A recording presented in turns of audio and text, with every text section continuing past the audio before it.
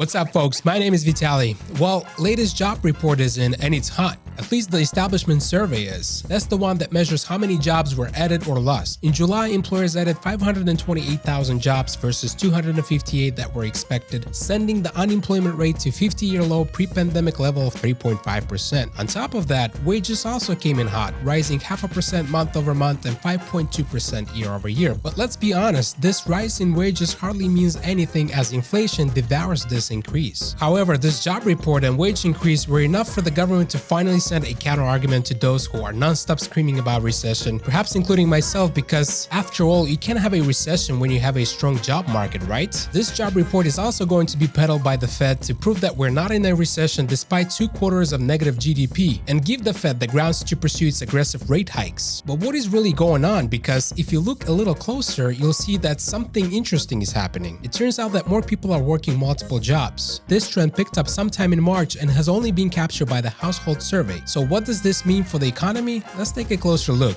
When the US Bureau of Labor Statistics issues a job report, the report consists of a combination of 2 different surveys, the household survey and the establishment survey. The household survey reflects the non-institutional population of the United States and provides information about employment, unemployment, and the labor force, which we'll discuss later. The household survey gives a more comprehensive outlook because it includes farm workers, the self-employed whose businesses are unincorporated, unpaid family workers, and private household workers among the employed. These groups are excluded from the establishment survey. The establishment survey is a survey of private non-farm businesses such as factories, stores, offices, and government agencies, and provides employment information, hours worked, and employees' earnings. The establishment survey does not count those who are on unpaid leave. The household survey, however, counts them. Another difference between the establishment and household: in the establishment survey, individuals may be double counted if they have multiple jobs, while there is no duplication of individuals under the household survey. We can see how these 2 surveys differ and often produce contradictory results. Now, let's take a look at what the data looks like for the household survey. The household survey showed a smaller employment gain of 179,000 for July, following last month's 315,000 drop. As I mentioned previously, household survey offers more comprehensive outlook and provides information about the labor force. We can see that the labor force participation has been declining for 2 months in a row and has now reached a level last seen in 2021. So while the establishment survey has been rising, gaining 1,680,000 jobs since March, the household survey stagnated and hasn't moved much, showing an employment loss of 168,000. If we look closer, the United States has lost 141,000 full-time and 78,000 part-time employees while adding 263,000 multiple job holders. Here's another troubling data that shows why workers were not so thrilled about the latest job report. In July, the involuntary part-time workers, people who wished to work full-time but had their hours trimmed, increased by 303,000. The total of voluntary and involuntary part-time workers for July was 384,000. So what is really going on? It seems that while the establishment survey is telling us one story, the household survey is giving us a different narrative. If we put these numbers in the context of today's economy, we'll learn that fewer people are working while more people are working multiple jobs. This begs the question, how are the American people coping with high inflation and high prices? It's one thing when you get a second job because you have all this free time and just want to make extra cash, but it's completely different when getting a second job is a must in order to stay afloat. A recent report shows that Americans are racking up credit card debt at record rates while facing the non-transitory beast, also known as inflation, and rising interest rates. The Federal Reserve Bank of New York's Center of Microeconomics data shows credit card balance increased 13% year over year, the largest jump in 20 years. Americans' total household debt increased by 2%, surpassing 16 trillion during the second quarter of 2022, while the personal saving rate declined by 5.1%, falling farther from the pre-pandemic average of about 8%. So it looks like if we go past the headline and start digging deeper into the numbers of the latest job report,